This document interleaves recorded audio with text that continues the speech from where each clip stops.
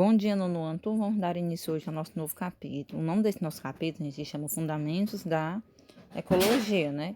E muitos perguntam, né, qual a importância da ecologia, né, gente? O motivo, gente, pelo qual hoje a ecologia é tão importante se deve ao fato de já termos explorado tanto os nossos recursos naturais, né, renováveis e não renováveis, que agora todos correm, né, contra o tempo, exatamente para tentar o quê? Salvar, né, pouco a pouco o que ainda resta, né? Para isso precisamos o quê? Conhecer cada vez mais a respeito desses recursos, né?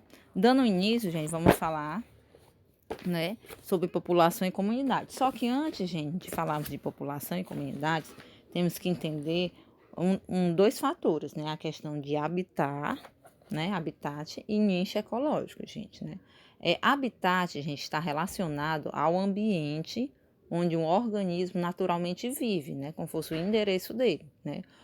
Que exatamente é o ambiente ocupado por ele, né? O habitat, gente, ele representa o espaço físico onde é mais provável de se encontrar uma espécie ou uma população, né? Como eu falei, é o endereço dele.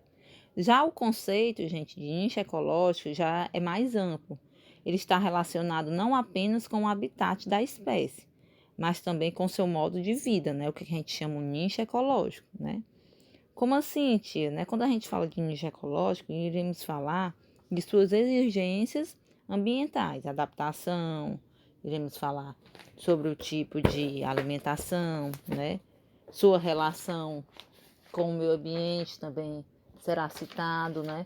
Então, é exatamente isso, né? Habitat é o local onde aquele animal vive, né? O seu endereço, onde a gente vai achar aquele animal. E nicho ecológico vai ser o modo de vida daquele animal, né? Você vai citar suas características. Agora, vamos falar, né, sobre população e comunidade, né, gente? O que é uma população, gente? Esse nome, né, como fala até aí no comecinho do textinho de vocês, população é um nome dado ao conjunto formado pelos organismos de uma espécie que vive em determinado habitat, né? Quer dizer, né? Ele até cita aí quem? As abelhas, né? Ele cita o quê, né? As abelhas de uma colmeia, um cardume de atuns, uma manada de zebras de uma savana. Então, população, gente, vai ser um conjunto de animais da mesma espécie ocupando um determinado local geográfico. Tipo, passou de 2 animais daquela espécie, a gente já considera, né, um tipo de população. Né? A gente pode também citar um grupo de mico-leões dourados, né, que vivem uma reserva da Mata Atlântica, um grupo de joaninhas, né, que moram em uma árvore. E a gente também pode falar até mesmo, gente, de uma plantação de mangueira, né, tipo que vive nessa mesma reserva. Então, população vai ser isso. Já a comunidade, gente, vai ser o que? O conjunto de todas as populações que interagem em um determinado meio, né? Como assim, né, tia? Tipo, eu tenho uma população de cachorro, eu tenho uma população de mico-leão dourado, eu tenho uma população de joaninha. Quando eles se encontram, né, numa área, populações diferentes ocupando uma área, né, a gente chama de comunidade, né? Bem aí no textozinho de vocês, é citado como exemplo, né? Um exemplo é uma determinada região, um conjunto formado pelas populações de suricatos, né, que é o que ele cita aí, de búfalos e formigas que compartilham o mesmo ambiente, né, que foi o que eu acabei de falar. Né? Comunidade vai ser várias populações juntas, né? Já a questão, gente, do ecossistema, né? O ecossistema é o conjunto formado por uma comunidade, né, organismo vivendo e interagindo em uma área definida, né? Ecossistema vai ser o quê? Tipo a junção de fatores bióticos, que vão ser seres vivos, junto com os fatores abióticos, que vão ser aqueles, né, que não é vivo, mas que ajuda a manter a vida, né? Em determinado ambiente, gente, né? Em determinado, não é apenas o que os seres vivos fazem que vai influenciar no seu desenvolvimento e na manutenção do meio, né? O que vai acontecer? Todas as populações interagem também com o próprio ambiente onde elas estão, né? Exatamente por isso que eu falei sobre a questão dos fatores bióticos, né? E os fatores abióticos, né? Então, aquilo que tem vida com aquilo que não tem vida, né? Nós formamos um ecossistema, né? E de acordo, gente, com o modo de obtenção de alimentos, né? A comunidade de um ecossistema, ela vai ser de 3 tipos, né? Que é o que a gente até vai ver mais na frente, né? Isso aí, né?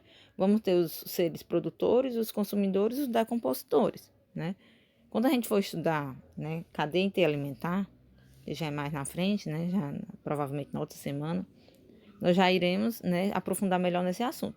Produtores vai ser o quê, gente? Os animais autótrofos, que são aqueles animais que produzem seu próprio alimento, né? Então, vai ser aqueles que são capazes de realizar a fotossíntese, que no caso vão ser representados por quem? Pelos vegetais.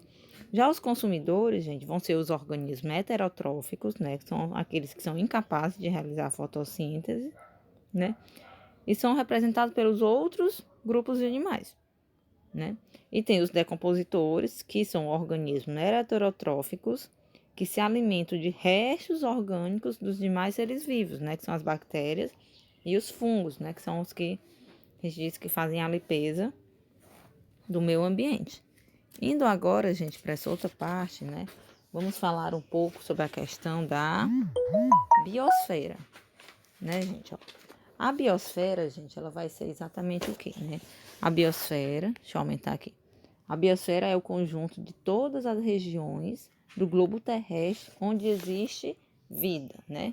Esse termo biosfera, gente, ele foi sugerido por um geólogo, né, austrálico, né? Mas apenas em 1930 começou a se aplicar para se referir àquilo que conhecemos hoje, né? A biosfera também é chamada de ecosfera, gente.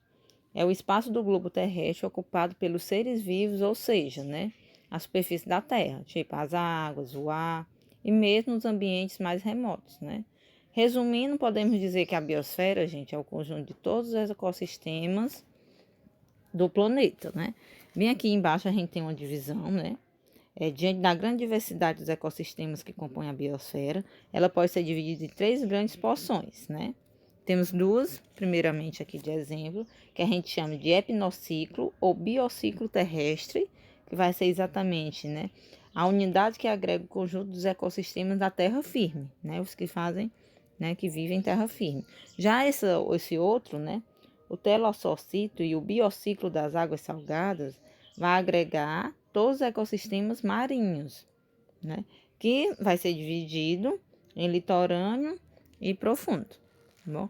Então, de início, gente, é isso, né, que temos no nosso novo capítulo. Esse capítulo é maior, tá bom? Qualquer dúvida, vocês me procurem no privado.